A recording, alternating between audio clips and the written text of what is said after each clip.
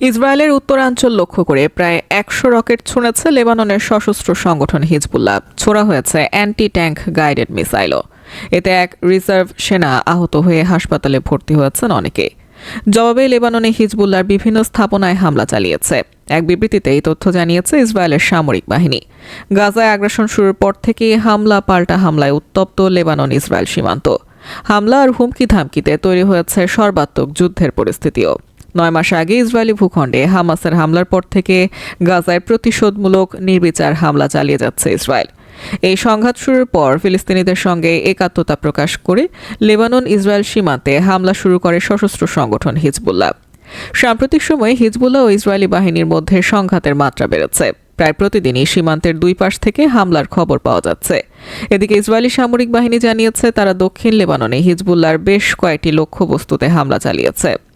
গত ৯ মাসে লেবাননে ৪৬৭ জন নিহত হয়েছেন, যাদের মধ্যে অন্তত ৯০ জন বেসামরিক ব্যক্তি এবং ৩০৪ জন হিজবুল্লাহর যোদ্ধা।